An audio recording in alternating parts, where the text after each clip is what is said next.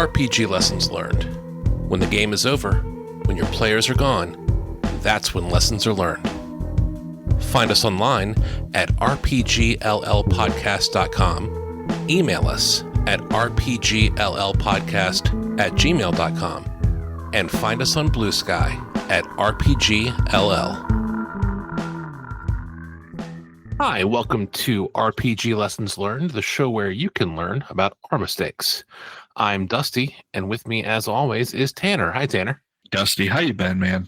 I can't complain. So we're here to talk about a campaign that you're running with some of your local friends, relatively local, that you are playing entirely online. Yes, and we're playing entirely in the Tan Hack as well. So you may have remembered, dear listener, that I kind of developed my own version of the Black Hack that I really enjoy. Dusty, that's the game that I ran Slug House for us in. And yeah, I've been enjoying it. I'm calling the campaign Churwood after the setting in which I created to set it in, and it's a hex crawl, as all the best games are. And this is with my group that I played Lancer with. So listeners might remember my Lancer campaign. I'm playing with most of the same people from that. So I'm sure I told you my favorite aspects of the Tan Hack at the time. But it's been months, and I've had a chance to stew on it. And, you know, some memories linger, other memories fade. Do you want to hear what my current favorite part of the Tan Hack was, filtered through months of memory? Yeah, I'm really curious to see what kind of stands out over the months of time. The food and inventory management. Ooh, that's good. I love the food mechanics. Like, I remember that very strongly. I like having to think about food. Mm-hmm. It made the dungeon crawl feel grounded. And I really like having to choose, oh man, I got to put this chalk down and pick up the salt. I got to put this down and pick up this. I really liked managing inventory. It was annoying at the time because it forced me to make decisions, and I would rather have just carried everything. Yeah. Like a character in an old school adventure game like Monkey Island, where I just have infinite pockets. That's a little more Resident Evil. Yes. But in retrospect, having to choose added depth to the game. And in retrospect, that feature looms large in my mind as one of my favorites. Well, excellent. I'm glad to hear that. I want to take very little credit for everything in the Tan Hack, because it is kind of Frankenstein together from a bunch of ideas that I read other places. So if I say a feature or get a compliment about a feature of it, I'm not taking credit for it. I don't remember where I first heard about the slot-based inventory type stuff, but yeah, it's led to some great moments. And I love the kind of in-character, like OSR games, I think maybe get a rap for not having the biggest like role-playing moments, but it is fun when like the wimpy halfling is like asking the fighter, hey, can you carry my extra food for me? And like stuff like that. Like my cleric is like, I can't hold all these scrolls, so can you carry them?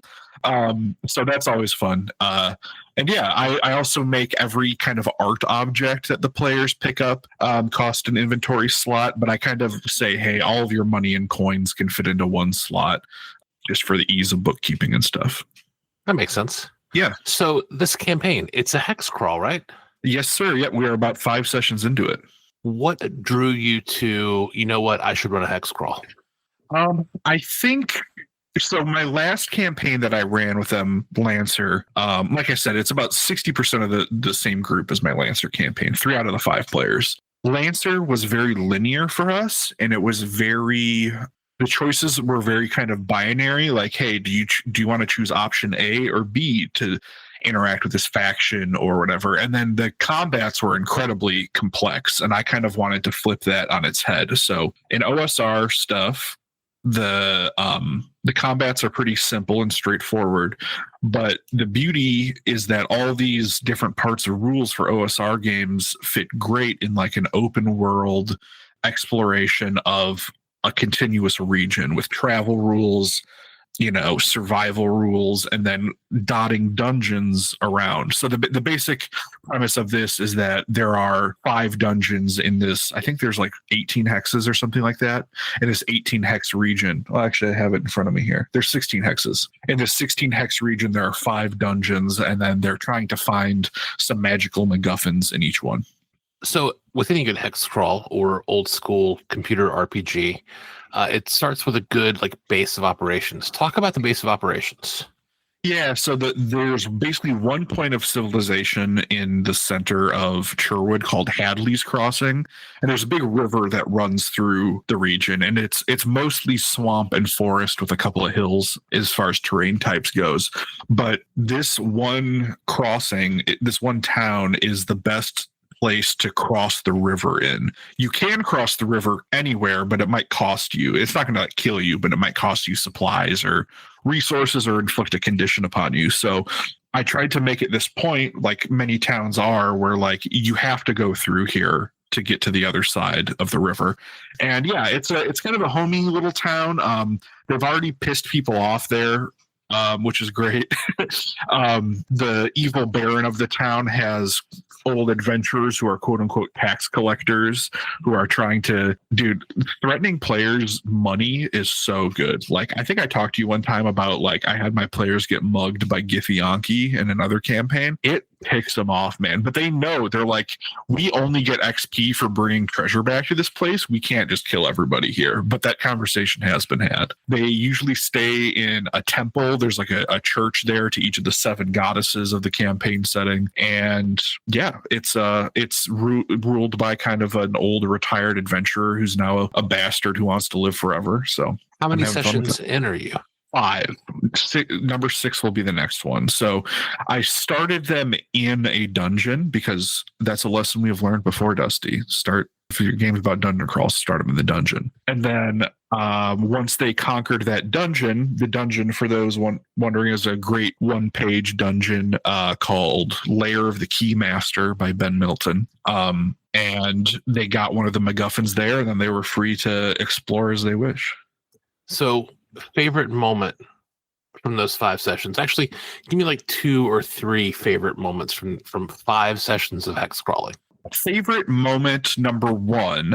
This one actually happened this past session. So this happened when they were in the dungeon Abberant Reflections, which me and Dusty had talked about before. Dusty, I'll remind you and the listener that the key to that dungeon is that there is basically a mirror dimension. And the whole goal of the game is basically trying to interact with an object from the mirror dimension and bring it back to a place where it's a real pain in the ass to get there. So my players eventually got the gauntlet and the bell that allows them to interact with the mirrors and go into the mirror dimension. And then my cleric player said, hey, I have this spell called Portal, and the way you have it written here, Tanner, is create a portal that you can walk through any door that you traveled through earlier. And I just use that to bring everything back to the start of the dungeon and skip half the dungeon. He didn't phrase it like that,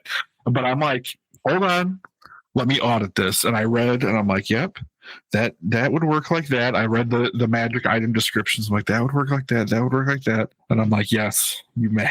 So they didn't have to go through that whole southern route with the golems and Isaac and the flesh tunnel and the mimic. They went out through that upper loop and then just teleported back. Man, players, am I right? Yeah, and they were being very considerate. He was like, hey, Tanner, I understand if this breaks this whole dungeon. You can tell me that I can't do it. I'm like, no, I'm honoring the rules. I'm trying to play fair. They were astounded by how much treasure they got from the final room, though. So they were like, we need to look at the rest of this dungeon to see if there's more treasure like this. So they are going to explore the rest of the dungeon, but they just have the advantage of we got the good stuff already. Ooh. So the way this happened is the system that you created and the spell that you created interacting with this dungeon that someone else created.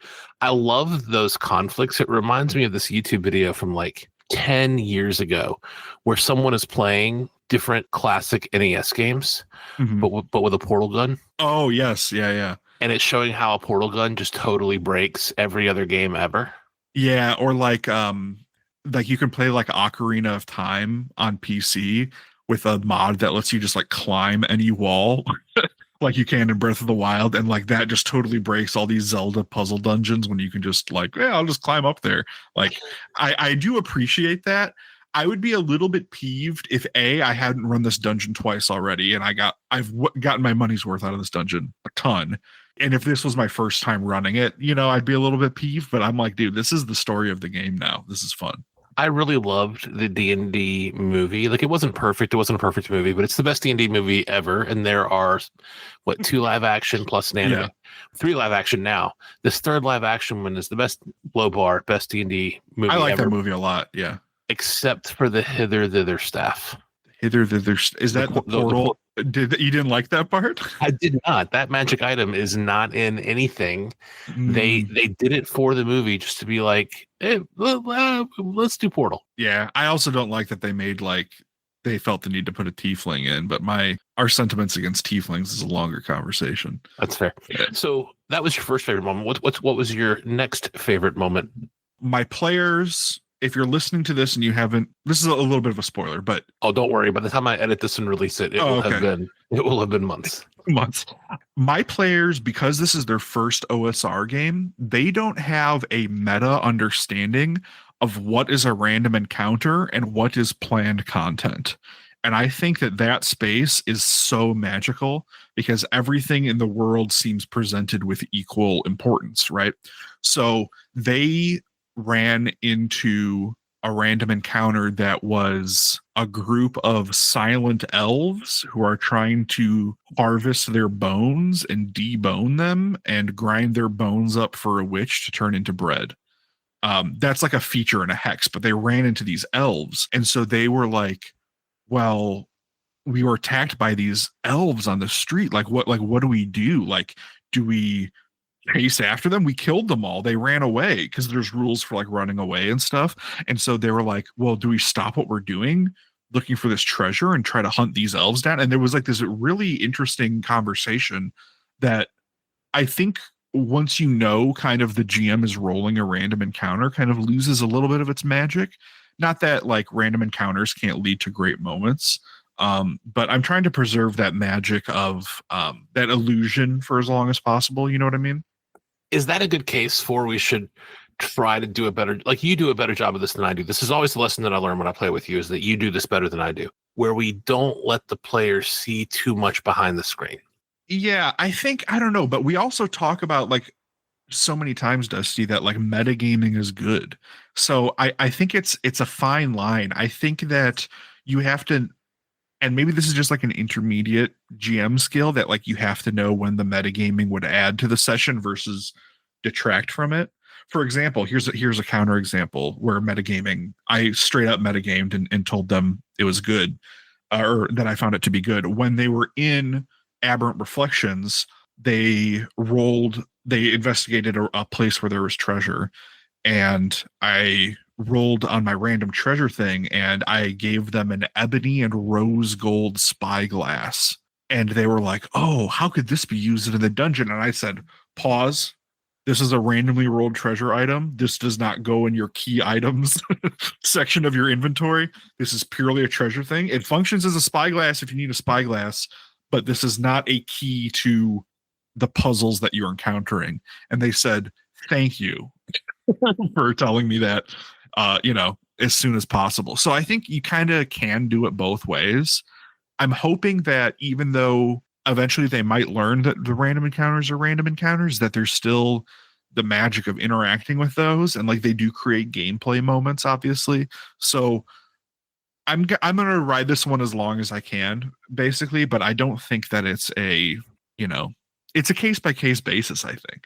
That's fair. But man, you and I sure do love the the story that emerges from the gameplay, yes, versus the story that you imbue the gameplay with. Yeah. And I think that I'm curious as to when we play L5R together, because that kind of is going to go back to my roots of running like a linear story game, not in the sense that like I'm railroading you, but in the sense that like I'm guiding you towards a story. And I'm curious to see if that's going to create some friction with us or not. Ooh, that will be interesting. So You did a thing, you shared it. You have dropped dungeons into this world, and you referenced a pre-published dungeon, Abberant Reflections. Mhm. So you've dropped pre-published dungeons, like already published. Someone else wrote it and published it, and you can buy it into your Hex world. Yeah. So it seems like a lot of groups want to turn every act of creation into kind of a side hustle. Like, Sure. couldn't you turn this hex crawl into something that you could then monetize and sell? But certainly not if you're dropping other people's content into it. I've come back to where you are. Yeah. I now just steal other people's content to drop into my game, figuring that my players are players and therefore they don't buy books, much to WotC's annoyance and dismay, but it's true. Players don't buy books. What's your journey been like to go away from I must do everything original in case I sell it or release it versus I'm just going to steal stuff?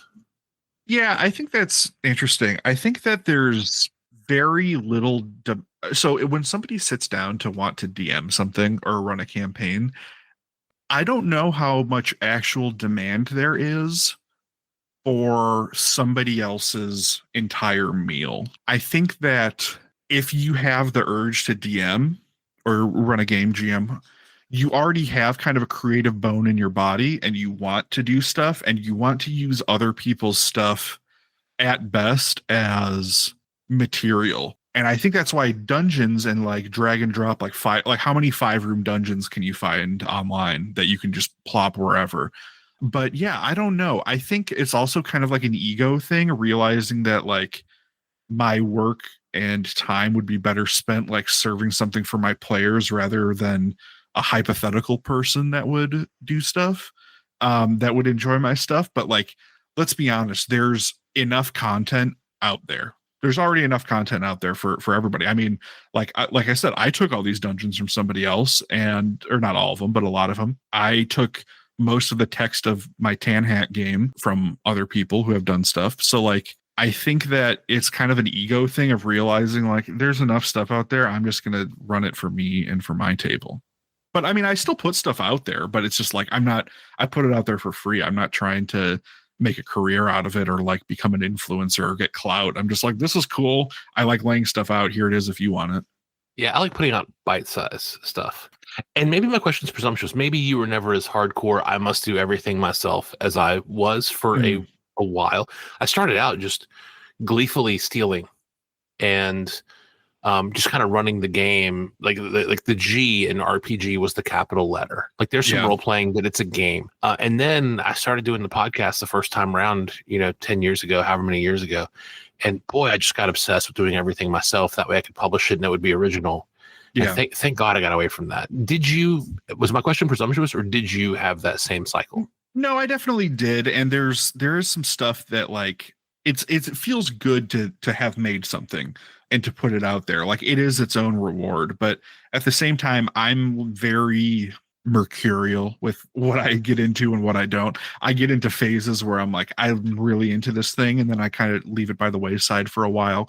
Basically for me, like putting out the Tan Hack and putting out some of the supplements and dungeons I did, like that's also just like way more of a bite-sized project than it is to like put out an entire campaign setting. And I find, especially with hex crawl stuff, I read other people's hex crawl stuff and I'm like, man, this hex entry inspires nothing in me. Like, what is the gameable content here? Like a lot of times you would find, and I'm just making this up, this isn't anything in particular, but you'd be like, a group of soldiers has made a camp here. There are 6 D10 archers and 4 D10 swordsmen.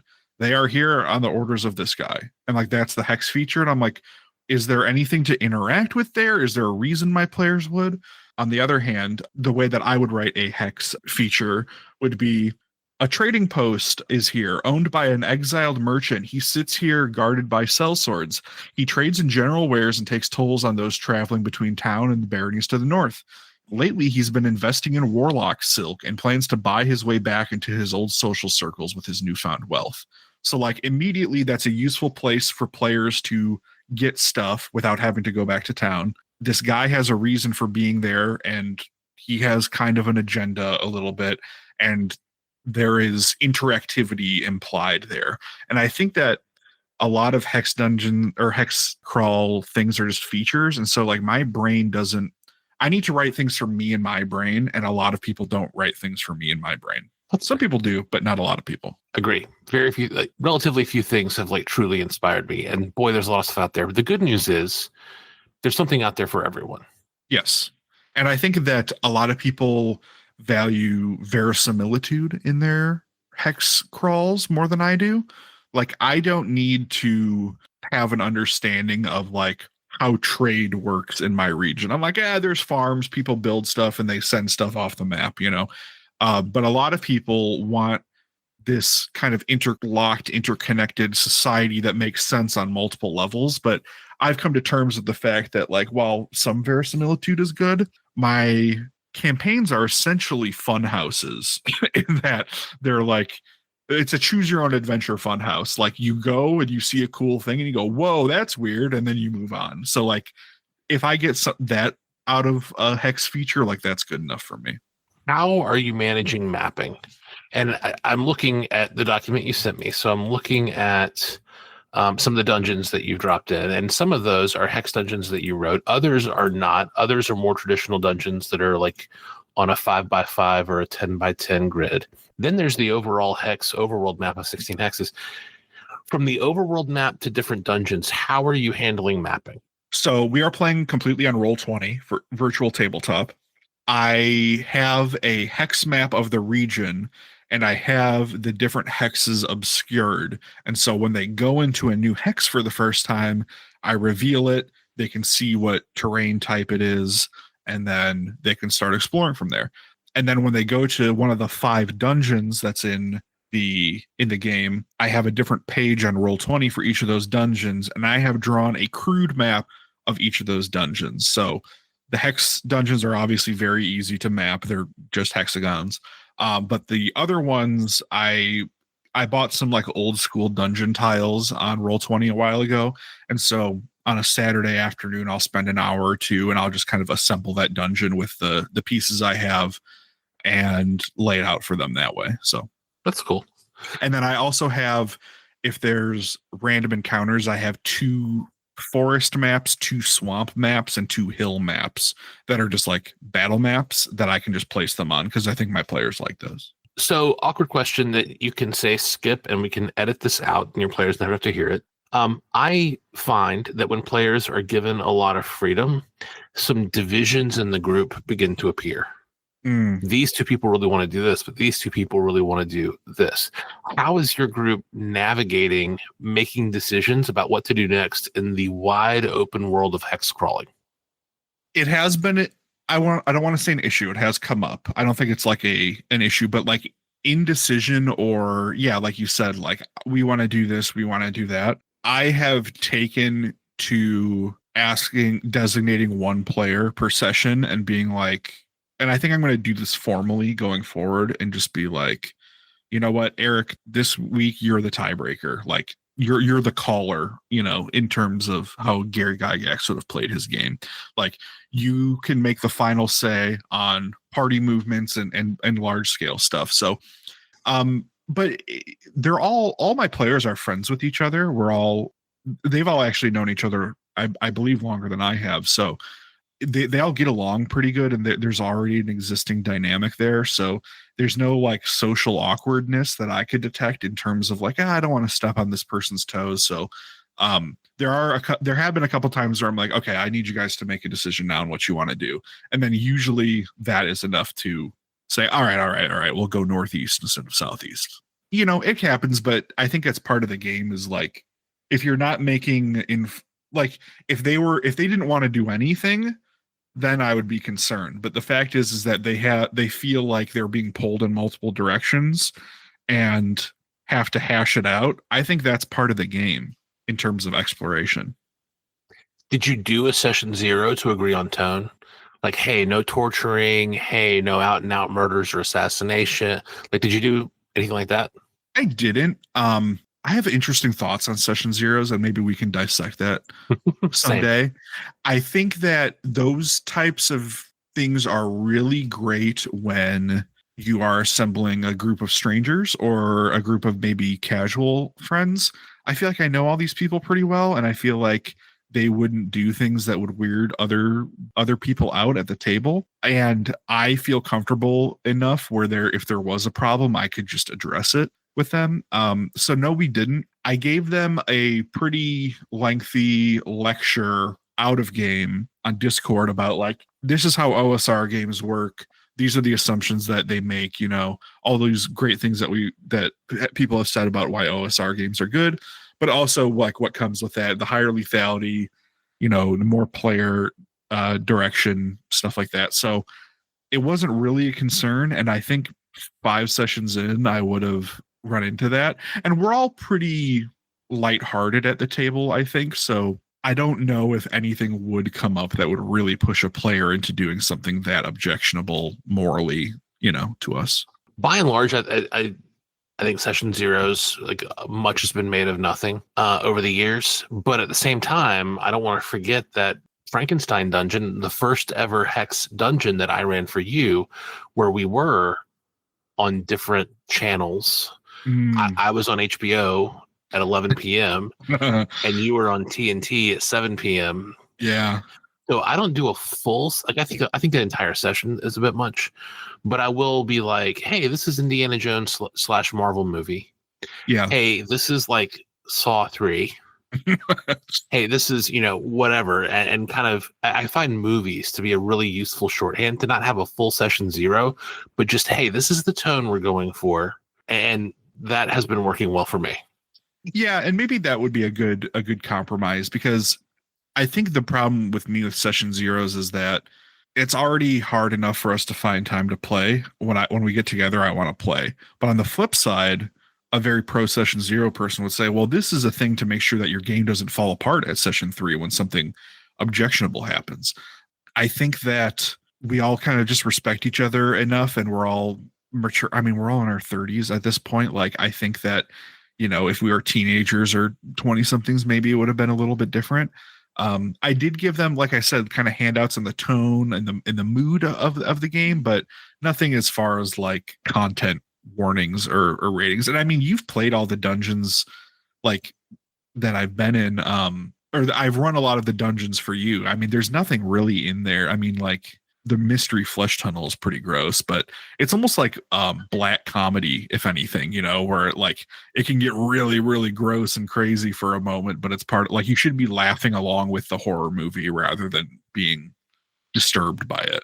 Looking at the list of dungeons, I think the most objectionable thing that I can recall were the ducks with nipples and Temple of 1,000 Swords, the druk. They're on their way to Temple of the 1,000 Swords now, so we'll see if they make it out that. I love that dungeon so much. It's so good. Yeah. I want to run it for someone else. So you've run it for me, obviously. We talked about it. I have never run it for anyone else yet. I really want to. We'll see if it happens. It's a great one to get to the table. That's a good question, though. Looking at these 5 dungeons, are these Tanner's 5 favorite OSR dungeons? They might be. You know what? I really liked. I ran a Hex dungeon that I don't think I ever showed you or talked much about this show, but this was when I was running my 5th edition game for my friends who were moving out of country. And so I basically threw them through a bunch of dungeons, and I was running this 5e game in a very OSR mindset in terms of the challenges presented. And I ran the Dream Web of Arachne for them. And I really liked that dungeon, but that dungeon was so designed for the individual campaign setting that we had and my players. I knew one of my players was a drow and she was looking for a magical artifact. I knew that my players liked weird psychedelic stuff, and it fit into that game really well.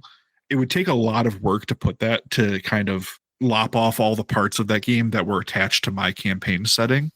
So I really like that one. But other than that, yeah, I'm trying to look through my OSR folder and see like what other stuff have we run that you thought, besides Moon Priests, like that you thought, oh, I can't believe Tanner didn't put this one in there.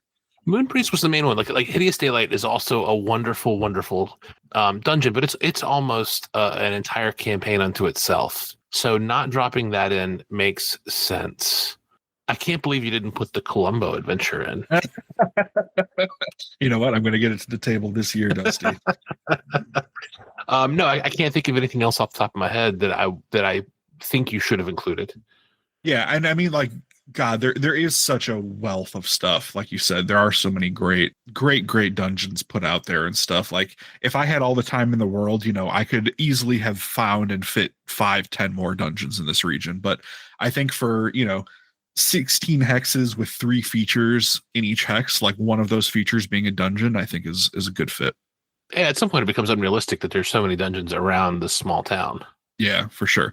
And I like the vibe of this being kind of like a logging town, kind of up, you know, not at the end of civilization, but pretty close. And it's really only, you know, it's a river crossing town. So naturally some trading posts popped up there, but there are some evil pernicious fae in the forest that are causing problems and stuff like that. So it's a good kind of points of light type setting. And this is just a point of light in the darkness in terms of 4E vocabulary. So this is a good opportunity, Tanner, to find out, like, if these are your 5 favorite OSR dungeons. Like, dude, let's throw some recommendations out there. What dungeons did Tanner slot in here and why? Yes, I will start with my self-promotion. So you can find these on my itch page, actually, both of these, and I will link these in the description, or Dusty will. So you can download both of these ones completely for free if they sound cool. We got the Ruined Asylum of Ulgreth, which is they did that one. That's the double-decker hex dungeon with the troglodytes in the bottom level. They became friends with the troglodytes too, by the way, and they did the eat the fly guts ritual, and they got one of the MacGuffins from the troglodytes. So nice. We did Slime Tunnels of Alorla, which I never ran that for you. That's another one I made for my 5E group. Maybe that one, once I run that one in particular, maybe we should talk about that because it's never been featured on the show. But that one is freely downloadable as well. Takes place underneath a giant oak tree, and there's oozes and people doing foul B-movie experiments down there. Oh. Then I did Abberant Reflections, great puzzle dungeon. Lair of the Keymaster, which is part of Ben Milton's Summer's End adventure collection. Great one-page puzzle dungeon. I found it needed a little bit more fleshing out maybe than your average puzzle dungeon did, but great skeleton to assemble a dungeon from. And then Temple of a Thousand Swords by Brad Kerr, I believe. Great dungeon. I mean, you can listen to the episodes where we talk about most of these, luckily. And man, that dungeon is a hoot. They haven't done that one yet, but I'm really excited for that one. So far they've done the Ruined Asylum of Ulgreth, Temple of the Fallen Star, aka Abberant Reflections, and Lair of the Keymaster, which is where I started the campaign in. And then one final question. It's a hex crawl. It could go on and on and on. When do the players know they're done? What goal do they have where they'll say, okay, we're done. This was a satisfying campaign? That's a great question. And that's kind of the problem with open-ended games is either they you have to guide them to a story ending, or the players have to decide they're done in a positive manner and say, great, or the players decide they're done in a negative manner and the game peters out. So the overall thing that my players have bought into is that these 5 artifacts in the dungeons will cause whoever owns them to become the next rightful rulers of Churwood. And the Baron of Hadley's Crossing is employing a bunch of adventurers to try to find these MacGuffins first. And I think the final session will become, hey, you have all of these items, you confronted the Baron and his men somehow, and now, power is yours to do with what you will. And whether that means a sequel series where we get into campaign level play, or maybe the current player characters become NPCs and we explore another aspect of the world or something like that. I'm leaving that very open, but my players have at least bought into we're trying to collect the 5 MacGuffins to become, at least, to keep them away from the Baron. Nice. Any lessons you've learned from this hex crawl, or is this, have you reached the point where you're applying all the lessons that you've learned and you're just having fun? I mean, I am applying all the lessons I've learned, and we are having a ton of fun doing this. So I wouldn't take away any of that. I mean, the game is like a 95% success rate. Couple lessons learned is that number one, do not expect players to read rule books even when you personally mail them a copy of the rule book that you wrote and the rule book is like 40 pages long. My players still don't really understand. They need to be reminded how usage die works every time. And a lot of my players have never played D&D before. So like the idea that a D4 is smaller than a D6 is not intuitive. So I'll give them credit for that. But also like the way the armor die works in the Black Hack, I think is pretty simple, but there's been like a surprising amount of stumbling of like you break an armor die and then later you can roll to try to repair it or it's gone forever. I think they get really tripped up on the fiddly bits of OSR stuff. So even if you try to create a stripped down version of the game, like be prepared to have to coach players a little bit and be patient, because it's really easy to take it personally. And, you know, maybe if I was the person I was 5 or 10 years ago and I was running this, I would have taken it personally. But now, I mean, Dusty, you were smiling and laughing. Like, we know that players who aren't GMs themselves, they just don't read stuff. You know, the game happens between 6 and 10 p.m. on the nights it happens. And then, yeah, look at it. I got other stuff to do, you know. Yeah, players are there to have fun. And does it feel somewhat creative to them? Sure. Are they getting to ham it up? Sure. But man, players don't buy books is what I said earlier, and players don't read books is a good corollary to that. Yeah, players don't read books that you bought for them. Yeah. Yes.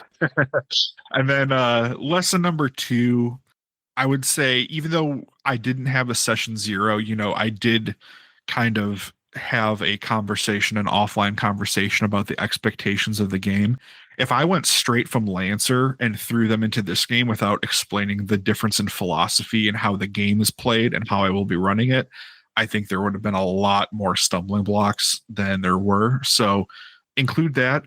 And also, lesson 3, create rules in an OSR game for running away, because once it's on the table, players love to run away, actually. I used to think that players would never retreat from a battle, you know, but have some way to adjudicate how players would run away from a threat. Those are my 3 lessons. Like I said, it's 95% a success because I've got great players and they like exploring the areas that I put down for them, and I'm stealing a bunch of really, really great dungeons. Awesome. Tanner, thank you so much for sharing your campaign with me and the Royal We, all of us who listen to it. Yeah, I'd love to do another follow-up one, maybe closer to the end of the campaign when we get there. So I will, I'll be taking notes and stuff, and maybe we can chat again a little bit later on. Perfect. Thank you for listening. People call them reviews, postmortems, retrospectives. We call them lessons learned, and we're sharing ours with you.